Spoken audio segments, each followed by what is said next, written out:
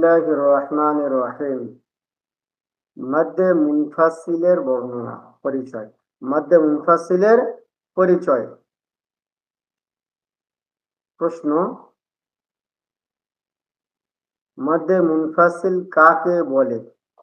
মাদ্দে মুনফাসিল কাকে বলে? কাকে বলে? মাদ্দে হরফে বলে দিতে হবে। মাদ্দে মুনফাসিল কাকে বলে? উত্তর দেখবেন, মাদের হরফের পরে দ্বিতীয় শব্দের শুরুতে হামজা আসিলে 3 আলিফ টানিয়া পড়িতে হয়। মাদের হরফের পরে দ্বিতীয়, ভালো ধ্যান দিয়ে শুনবেন, মাদের হরফের পরে দ্বিতীয় শব্দের শুরুতে হামজা আসিলে, মাদের হরফের পরে দ্বিতীয় শব্দের শুরুতে হামজা আসিলে এটাকে 3 আলিফ টানিয়া পড়িতে হয়। মাদের হরফের পরে দ্বিতীয় শব্দের শুরুতে হামজা আসিলে 3 আলিফ টান দিয়ে পড়িতে হয়। বুঝেছে? মাদের হরফের পরে দ্বিতীয় শব্দের শুরুতে হামজা আসিলে 3 আলিফ টানিয়া পড়িতে হয়। ইহাকে বলে মাদ্দে মুনফাসিল। কি বলে? মাদ্দে মুনফাসিল। জি, বুঝেছে? এবার সহজ ভাষা বলে দিয়ে দেখবেন, হরফে মাদ্দা কটা পড়েছেন? আগের শব্দ বলেছি, আগের পড়া সবকে। হরফে মাদ্দা 3টি। আলিফ মাদ্দা, ওয়াও মাদ্দা, ইয়া মাদ্দা। আলিফ মাদ্দা, ওয়াও মাদ্দা, ইয়া মাদ্দা। হরফে মাদ্দা 3টি। এখানে কায়দা হচ্ছে, হরফে মাদ্দার পরে, মাদের হরফ মানে হরফে মাদ্দা, বুঝে এসছে? মাদের হরফ মানে কি? হরফে মাদ্দা। হরফে মাদ্দার পরে যদি হামজা আসে, হামজাটা আবার দ্বিতীয় শব্দের শুরুতে আসতে হবে। হরফে মাদ্দার পরে হামজা যদি দ্বিতীয় শব্দের শুরুতে আসে তাহলে মাদ্দে মুনফাসিল হবে। আর মাদ্দে মুনফাসিলকে 3 আলিফ টান দিয়ে পড়তে হবে। 3 আলিফ টান দিয়ে পড়তে হবে। বুঝেছে?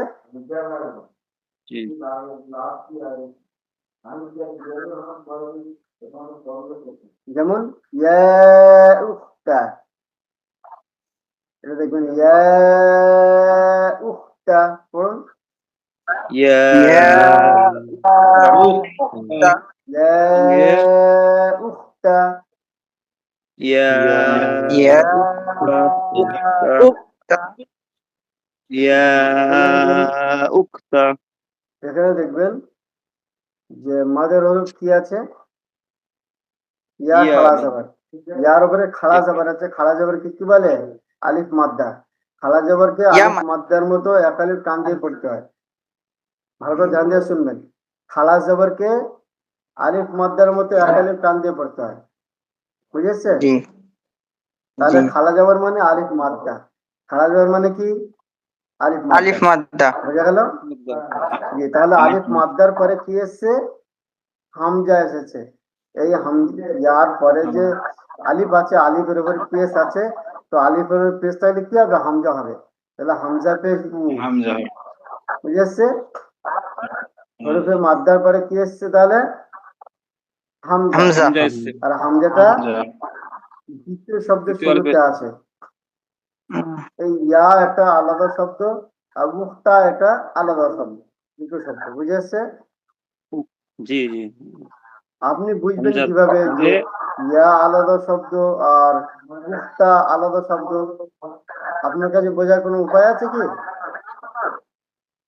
জি হুজুর। ইয়া উক্তা, ইয়া একটা আলাদা শব্দ আর মুক্তা একটা আলাদা শব্দ। দুটো শব্দ আলাদা, মাঝখান থেকে দুটো শব্দ আলাদা। এই দুটো শব্দ আলাদা, এটা বোঝার জন্য আপনার কাছে কি কোনো অপশন আছে যে আপনি সেই চিহ্নটা দেখে বুঝতে পারবেন যে ইয়া শব্দ আলাদা আর মুক্তা আলাদা শব্দ? বুঝতে পারবেন সেরকম কিছু আছে? দ্বিতীয় শব্দ হামজা আসছে। হামজা তো আসছে, কিন্তু শব্দটা একই কি আলাদা আপনি বুঝতে পারছেন কি? বুঝতে পারছেন না তো? বোঝা যাচ্ছে পড়ার ক্ষেত্রে বোঝা যাচ্ছে, মানে ইয়া সঙ্গে আলাদা টানছে, হামজার সঙ্গে ইয়া তো ইয়ার পরে তো। জি, বোঝার একটা পদ্ধতি আমি বলে দিচ্ছি, শুনবেন। বোঝার একটা পদ্ধতি, বোঝার একটা পদ্ধতি আমি বলে দিচ্ছি, শুনবেন, ভালো করে ধ্যান দিয়ে শুনবেন। আচ্ছা, এর পরেরটা দেখেন, এর পরেরটা একটু সহজে বোঝা যাবে, ওটা একটু পরে বলছি আবার। ইন্না আউহাইনা, দেখতে পাচ্ছেন? ইন্না জি। আউহাইনা, হামজা নুন জের ইন, ইন্না আওহাইনা, হামজা নুন জের ইন, নুন আলিফ জবর না, ইন্না, লাম জবর ইন, নুন আলিফ জবর না, ইন্না, ইন্না, ইন্না, ইন্না। জি। এই ইন্না শব্দটা আলাদা, আউহাইনা আলাদা শব্দ, বুঝে এসছে? এখন হামজা আপনি বলবো বুঝবেন কিভাবে? আপনি তো সবাই আওহাইনা। নুরানি কায়দা পড়ছেন, যে শব্দ জি বুঝতে গেলে জি, আরবি ভাষা বুঝতে হবে, শব্দ বুঝতে গেলে, শব্দ বুঝতে গেলে কি আরবি করতে হবে? ভাষা আরবি বুঝতে হবে। ভাষা বুঝতে হবে। তো আপনি সবাই নুরানি কায়দা পড়ছেন, তাহলে আপনার মানে এখন অতটা আহ, উম, বোঝার এখন উম, ক্ষমতা জি, হয়নি আমাদের এতটা বোঝার। আপনি বলে দিলেন যে অতটা হ্যাঁ বোঝার ক্ষমতা হয়নি, যে আপনি যে হ্যাঁ, বুঝতে পারবেন যে শব্দ আলাদা কি একই। তো এটা বোঝার জন্য একটা সহজ পদ্ধতি আমি বলে দেবো, বুঝে এসছে? এটা জি বোঝার জি জন্য জি। সহজ পদ্ধতি বলে দেব, দেখবেন। ইন্না আউহাইনা, ইন্না ইন্না একটা আওহাইনা, আলাদা শব্দ, আউহাইনা একটা আলাদা শব্দ। আপনি বুঝবেন কিভাবে? আপনি হলো বুঝবেন ইন্না, হামজা জেরিন নুন আলিফ জবর না, ইন্না, ইন্নার পরে যে হামজা এসেছে, এই হামজাটা কি নকল হামজা। হামজাটা কি হামজা? নকল হামজা।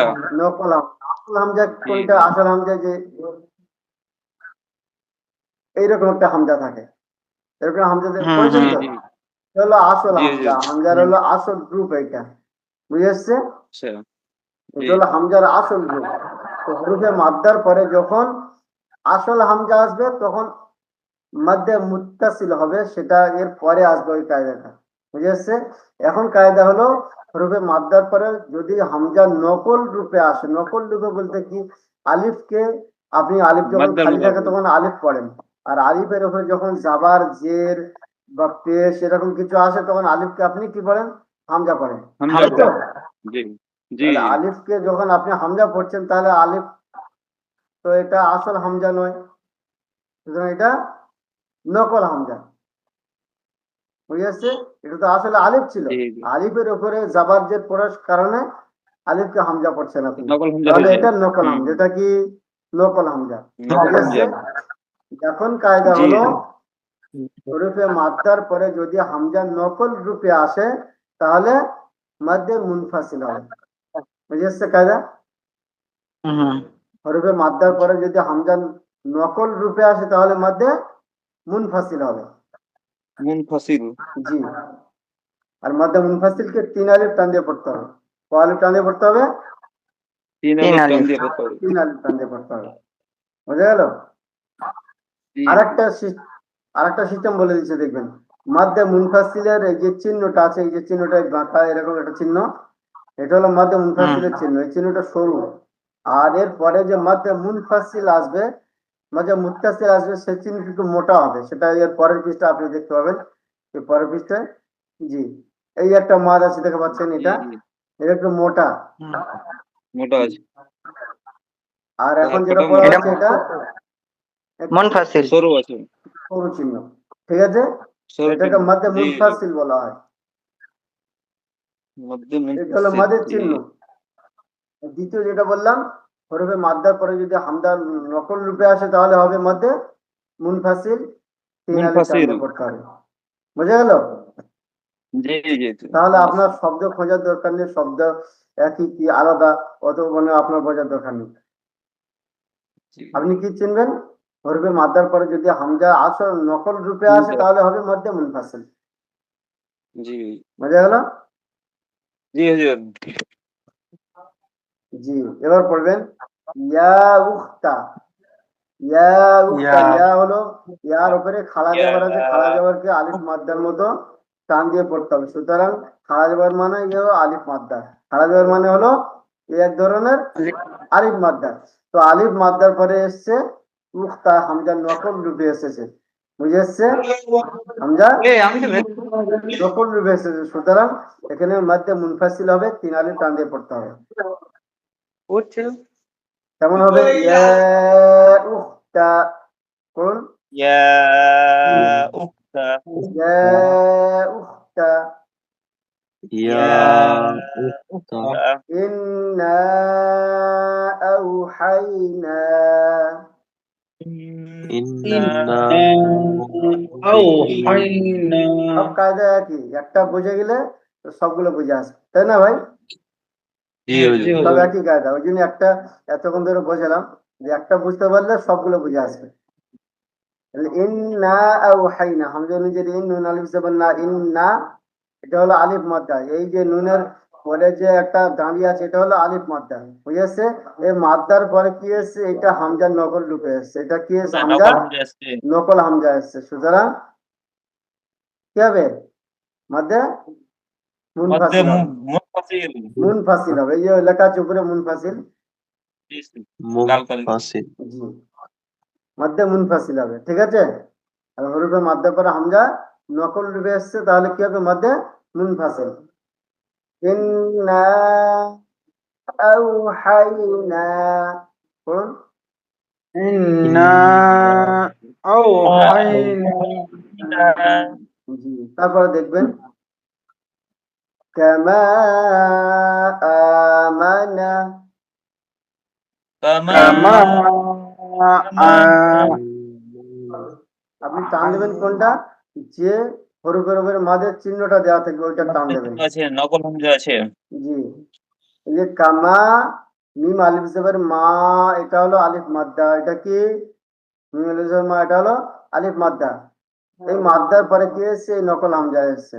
নকল হামজা কি? এই হামজা খাড়া জবর আ, এই হামজাটা কি? আলিফটা কি? নকল হামজা, বুঝে এসছে? আলিফটা হলো কি? নকল হামজা। তাহলে হরফে মাদ্দার পরে হামজা নকল রূপে এসেছে, তাহলে কি হবে? মধ্যে মুনফাসিল, মুনফাসিল মধ্যে মুনফাসিল। 3 আলিফ পরিমাণ টান দিয়ে পড়তে হবে। কামা আমানা, পড়ুন। কামা আমানা আমানা, এটা হলো হামজার উপরে খাড়া যাবার আছে, এটা 1 আলিফ টান দিতে হবে। আর 3 আলিফ টান দেবেন কোনটা? মা, মাটা 3 আলিফ টান হবে, বুঝে এসছে? কায়দা, আলিফ মাদের কায়দা, এক আলিফ টানিয়ে পড়তে হবে আর দুটোই হারাকাতে হবে। জি, তারপরটা দেখবেন আলা ইন্নাহুম, আলা ইন্নাহুম আলা, এখানে আলিফ মাদ্দা কোনটা? এটা হলো আলিফ মাদ্দা। এটা হলো কি? লাম আলিফ জবর লা, এটা হলো আলিফ মাদ্দা। আলিফ মাদ্দার পরে এই যে হামজা নুনজের ইন, এই যে আলিফ ইনেছে জের এসছে, এটা হলো নকল হামজা। এটা হলো কি? নকল হামজা। নকল তো হামজা। আলিফ মাদ্দার পরে নকল হামজা এসছে, সুতরাং নকল এখানে হামজা মধ্যে আসছে। মুনফাসিল হবে, 3 আলিফ টান দিয়ে পড়তে হবে। পড়ুন। আলা ইন্নাহুম, আলা ইন্নাহুম আগে পড়েছে নুন এবং মিমের উপর তাসদিদ থাকলে গণনা করা উচিত। জি, পড়েছেন তো আগে? তো এখানে নুনের উপরে তাসদিদ আছে, সুতরাং এই নুনটা গণনা করতে হবে। আলা ইন্নাহুম, আলা ইন্নাহুম তারপর দেখবেন ইয়া আবাতি, ইয়া আবাতি আবাতি আবাতি, ইয়া ইয়া আবাতি হামজা খাড়া জবর ইয়া, ইয়া খাড়া জবর ইয়া, ইয়া তারপরে আবাতি, হামজা এসছে কোনটা? ইয়া খাড়া জবর ইয়া, এটা হলো এই হরফে মাদ্দা। এটা হলো কি? মাদ্দা। খাড়া জবর আলিফ মাদ্দা সমান, সুতরাং এটা হলো আলিফ মাদ্দা, তাহলে এটা হলো হরফে মাদ্দা। এরপরে এসছে হামজা কোনটা?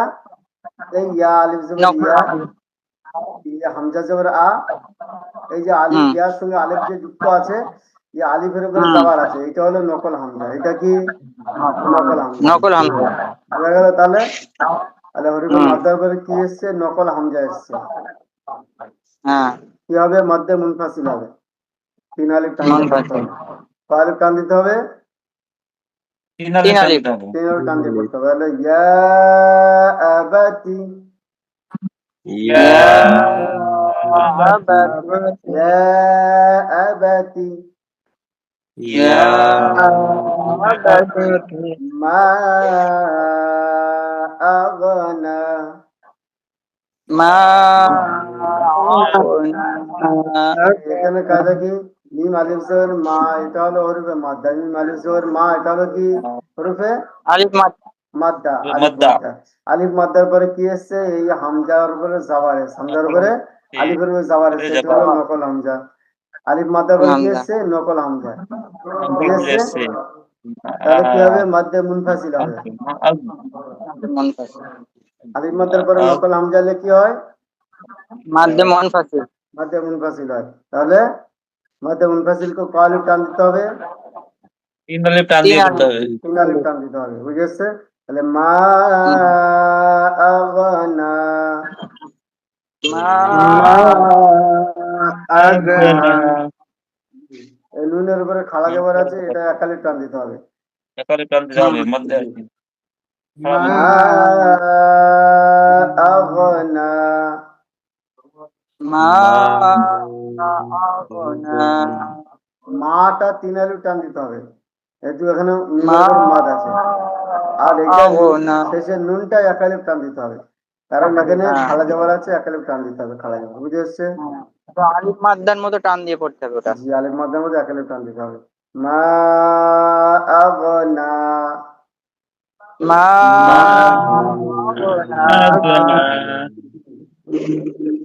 তাহলে আজকের এইটা থাকবে, ঠিক আছে? একটাই থাকবে, জি। ইম্পর্টেন্ট কায়দা আছে। বুঝে এসছে? ইম্পর্টেন্ট কায়দা আছে, একটাই থাকবে। আর আপনারা পিছনে পড়াগুলো দেখছেন?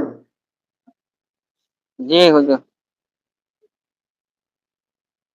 মাঝে মাঝে দেখা হয়, সব সময় দেখা হয় না।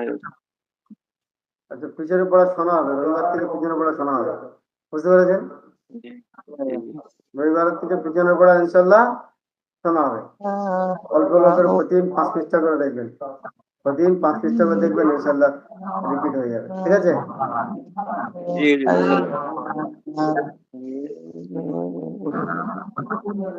জি। কালকে তাহলে ছুটি থাকবে তো?